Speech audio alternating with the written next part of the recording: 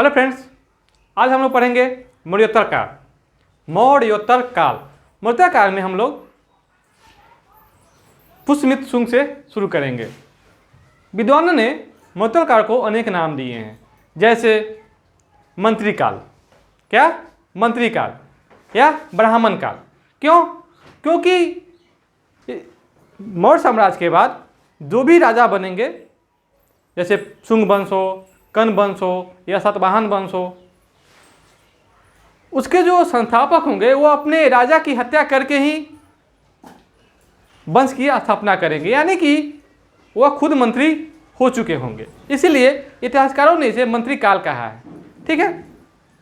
अब और पहली बार मगध पर ब्राह्मण का साम्राज्य स्थापित होगा। यही कारण है कि इतिहासकारों ने इसे ब्राह्मण का काल भी कहा है या ब्राह्मण साम्राज्य भी कहा है।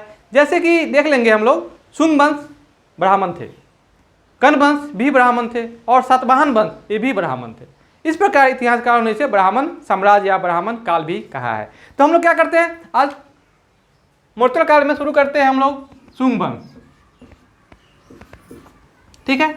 शुंग वंश का जो शासन काल है, समय काल, वो 185 बीसी से 73 बीसी, यानी कि 185 ईसा पूर्व से 73 ईसा पूर्व तक है। यानी कि लगभग 112 वर्षों तक शुंग वंश के शासकों ने राज किया। कितना? लगभग 112 वर्ष। ठीक है। इसके संस्थापक कौन थे? पुष्यमित्र शुंग। कौन थे? पुष्यमित्र शुंग। कहते हैं कि पुष्यमित्र शुंग मौर्य साम्राज्य के अंतिम शासक या मौर्य वंश के अंतिम शासक बृहद्रथ के सेनापति थे, प्रधान सेनापति। पुष्यमित्र शुंग ने बृहद्रथ की हत्या करके एक नए राजवंश शुंग राजवंश की स्थापना की। कहते हैं कि बृहद्रथ अपने जनता के बीच में इतना लोकप्रिय हो गया था, वह विदेशी आक्रमणों जैसे कि यवन आक्रमणों को रोकने में असक्षम साबित हो रहा था। यही कारण है कि जब पुष्यमित्र शुंग ने सैनिकों के निरीक्षण करते समय बृहद्रथ की हत्या कर दी तो किसी ने भी उसका विरोध नहीं किया। यानी कि लोग या जनता परिवर्तन की चाह में ही था। यही कारण है कि पुष्यमित्र शुंग को जल्दी से जल्दी अपना लिया गया, क्योंकि पुष्यमित्र शुंगों ने यवन आक्रमण को रोकने में सक्षम साबित हुआ। अब आते हैं हम लोग, ये शुंग थे कौन? तो कहा जाता है कि शुंग उज्जैन के रहने वाले थे। कहाँ के रहने वाले थे? उज्जैन के रहने वाले थे, जो मौर्यों की सेवा करते थे। जो मौर्यों की सेवा करते थे, उज्जैन के रहने वाले थे। हम लोगों ने पहले भी बात की है कि मौर्योत्तर काल को हम लोग क्या कहेंगे? ब्राह्मण काल भी कहेंगे और मंत्री काल भी कहेंगे। पुष्यमित्र शुंग ऑलरेडी प्रधान सेनापति रह चुके हैं, प्रधान सेनापति होंगे मौर्य साम्राज्य के। तो यहाँ पर जो है पुष्यमित्र शुंग कट्टर क्या थे? ब्राह्मणवादी थे। क्या थे? ब्राह्मणवादी थे। उसने 2 अश्वमेध यज्ञ का अनुष्ठान किया, यानी कि उन्होंने अपने जीवन काल में 2 अश्वमेध यज्ञ किया और हिंदू धर्म को क्या किया? पुनर्स्थापित करने का प्रयास किया। कैसे? जो अभी हम लोग बात करेंगे। पहले सुप्रसिद्ध संस्कृत व्याकरण के पतंजलि विद्वान पतंजलि उसके अश्वमेध यज्ञ के पुरोहित थे। तो हम लोग के पास एक और कंटेंट आ गया कि पतंजलि किसके समकालीन थे। तो पतंजलि किसके समकालीन थे? पुष्यमित्र शुंग के, जिन्होंने पुष्यमित्र शुंग का अश्वमेध यज्ञ कराने का कार्य किया। तो यहाँ पर पुष्यमित्र शुंग को कट्टर ब्राह्मणवादी क्यों कहा गया? क्योंकि इससे पहले भारत में, या कह सकते हैं मौर्य साम्राज्य के समय, बौद्ध धर्म का क्या था? ज़्यादा प्रचार प्रसार था और हिंदू धर्म अवनति की ओर पर था। यही कारण है कि जब पुष्यमित्र शुंग शासक बना तो उसने हिंदू धर्म को पुनर्स्थापित करने के लिए यज्ञ पर यज्ञ किए, जिसमें 2 अश्वमेध यज्ञ भी प्रमुख है। ठीक है। बौद्ध रचनाएं पुष्यमित्र शुंग को बौद्धों का हत्यारा तथा बौद्ध मठों तथा बिहारों को नष्ट करने वाला बताती है। क्योंकि पुष्यमित्र शुंगों ने बौद्ध धर्म के विकास एवं प्रसार को रोककर हिंदू धर्म को पुनर्स्थापित करने का प्रयास किया है। और बहुत सारे कहते हैं कि बौद्ध मठों को जहाँ पर पुष्य शुंग के विरुद्ध कार्य हो रहे थे उसको नष्ट करने का काम किया। यही कारण है कि बौद्ध विद्वानों ने पुष्य शुंग को बौद्ध विरोधी बताया है। ठीक है, उसमें बौद्ध विद्वानों ने यह भी कहा है कि पुष्य शुंग ने अशोक द्वारा स्थापित या निर्मित 84,000 स्तूपों को नष्ट करने का काम किया। अब सोचने वाली बात है कि क्या अशोक ने सचमुच में 84,000 स्तूपों का निर्माण किया था, जो काफ़ी बहुत बड़ी संख्या है दोस्तों, 84,000। तो ये विद्वानों ने एक अफवाह सी फैला रखी कि 84,000, हाँ हो सकते हैं कि अशोक ने बहुत सारे स्तूपों का निर्माण कराया, अब वास्तविकता भी है, लेकिन 84,000 स्तूप का निर्माण करना तथा उसके पुष्यमित्र द्वारा उसको नुकसान पहुंचाना या नष्ट करना, यह क्या है, एक गलत भाषा है, यानी कि यह सत्य नहीं है। लेकिन बौद्ध विद्वानों ने इसे पुष्य शुंग को बौद्ध विरोधी बताने के लिए प्रयुक्त करने का काम किया है। अब आते हैं हर्षचरित। पुष्य शुंग को अनार्य तथा निम्न उत्पत्ति का बताया, निम्न जाति का बताया। देख रहे हैं हर्षचरित, हर्षवर्धन का यह अति जीवनी है।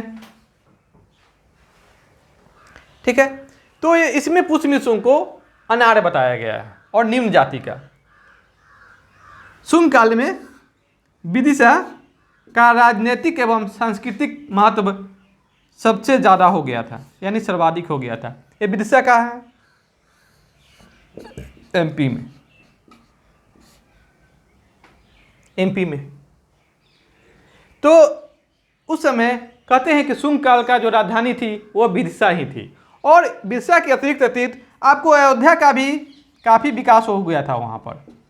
अयोध्या राम की जन्मस्थली, भगवान श्री राम की जन्मस्थली। पुष्य शुंग इंडो यूनानी शासक मिनांडर को पराजित करने का भी काम किया है।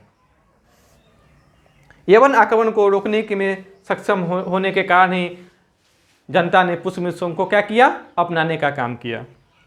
ठीक है, जिसमें मिनांडर को भी पराजित करने का काम किया। मनुस्मृति जो शुंग काल का मानक ग्रंथ है, उसका जो स्वरूप, वर्तमान स्वरूप की रचना कब की गई, शुंग काल में ही की गई। ठीक है, अब आते हैं शुंग वंश के 9वें शासक। कहते हैं शुंग वंश में कुल 10 शासक होंगे। कितने शासक होंगे, 10 शासक होंगे। 10 शासकों में जो 9वें शासक है भागभद्र या भागवत कहिए, भागभद्र या भागवत के शासनकाल में के 14वें वर्ष, शासनकाल के 14वें वर्ष में तक्षशिला के यवन शासक, तक्षशिला में यवन शासक है एंटियालकिटस ने अपने एक राजदूत हेलियोडोरस को कहाँ भेजेंगे, विदिशा भेजेंगे। विदिशा क्यों भेजेंगे, क्योंकि उस समय शुंग वंश की राजधानी कहाँ थी, विदिशा थी। इसलिए यवन शासक ने अपने राजदूत हेलियोडोरस को कहाँ भेजने का काम किया, विदिशा। और विदिशा में हेलियोडोरस ने वासुदेव के सम्मान में गरुड़ स्तंभ स्थापित किया। ये वासुदेव कौन, वासुदेव श्री कृष्ण, जो वैष्णव धर्म के प्रवर्तक माने जाते हैं, भगवान श्री कृष्ण, उनके सम्मान में हेलियोडोरस ने आपको गरुड़ स्तंभ को स्थापित किया। कहते हैं भारत में भागवत धर्म के विकास का सर्वप्रथम प्रमाण यहीं से मिलता है और इसका अभिलेखीय साक्ष्य भी यहीं से प्राप्त होता है। देख रहे हैं हमारे देश में या हमारे देश का जो धर्म है वैष्णव धर्म, बहुत ही काफ़ी प्रचलित धर्म है, उसके विकास के लिए एक विदेशी अपना योगदान दे रहा है।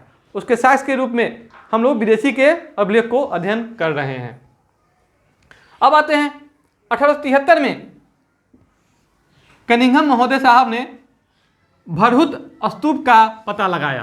किसका लगाया पता, भरहुत स्तूप का। उन्होंने यह साबित किया कि यह स्तूप है ना शुंग कालीन है, यानी कि शुंग वंश के शासकों के समय इसका निर्माण हुआ है।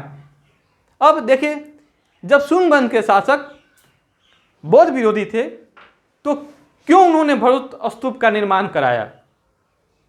कहा जाता है, इतिहासकारों ने यह साबित भी किया है कि शुंग वंश के जो शासक थे या पुष्यमित्र शुंग थे, जिसको ब्राह्मण का कट्टर समर्थक बताकर उसे बौद्ध विरोधी बताने का काम किया गया है, तो उन्होंने उसी बौद्धों मठों का, विहारों का या स्तूपों को नष्ट करने का काम किया, जहाँ पर उसके खिलाफ या राज के खिलाफ विरोधी गतिविधियां चलाई जा रही थी, जो उचित भी थे। अब देखेंगे हम लोग मौर्य काल में स्तूप जहाँ कच्ची ईंटों तथा मिट्टी से निर्मित किए जाते थे या बनाए जाते थे, वही शुंग काल में स्तूप के निर्माण में पत्थरों का उपयोग किया जाने लगा। किसका उपयोग किया जाने लगा? पत्थरों का। देख रहे हैं।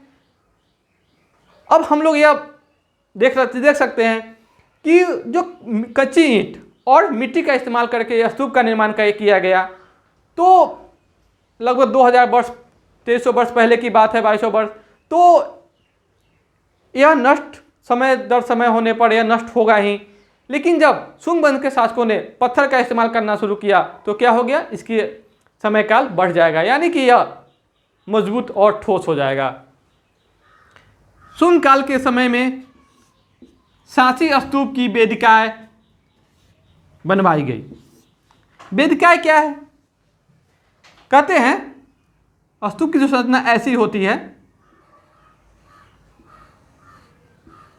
देख रहे हैं हम लोग संरचना, इसके चारों ओर बाउंड्री बनाई जाती है, रेलिंग, जो छत के चारों ओर रेलिंग बनाई जाती है, और रेलिंग बनाने का काम सांची स्तूप के चारों ओर शुंग वंश के शासक के द्वारा किया जाएगा।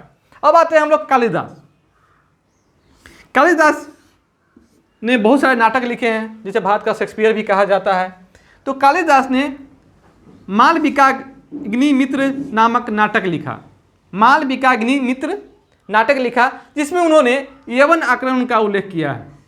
क्या किया है? यवन आक्रमण का उल्लेख किया है, और पुष्यमित्र शुंग के उत्तराधिकारी अग्निमित्र की इसमें कहानी है। देख रहे हैं, मालविकाग्निमित्र जो कालिदास द्वारा रचित है, जिसमें यवन आक्रमण और पुष्यमित्र शुंग के उत्तराधिकारी अग्निमित्र की क्या है? कहानी है। अब आते हैं इस वंश के अंतिम शासक कौन थे? देवभूति। इस वंश के अंतिम शासक देवभूति थे, जिनका समय काल 83 BC से 73 BC, यानी कि इन्होंने 10 वर्ष तक शासन किया। को उसके अमात्य ने वासुदेव ने मारकर या हत्या कर एक नए राजवंश कण्व राजवंश की स्थापना की। यानी कि एक ब्राह्मण वंश की हत्या कर एक नए शासक ब्राह्मण ने फिर एक नए ब्राह्मण राजवंश कण्व वंश की स्थापना करेगा। यही कारण है कि इतिहासकार मृत काल को ब्राह्मण काल भी कहा करते हैं। आपको मृत काल के जो पुष्यमित्र शुंग वंश है, यहाँ पर पतंजलि को हम लोगों ने पढ़ा है, तो ये जो समय रहेगा, यह संस्कृत भाषा के पुनरुत्थान का समय भी रहेगा। संस्कृत भाषा का पुनरुत्थान। इस प्रकार हम लोगों ने आज के वीडियो में शुंग वंश को अध्ययन किया।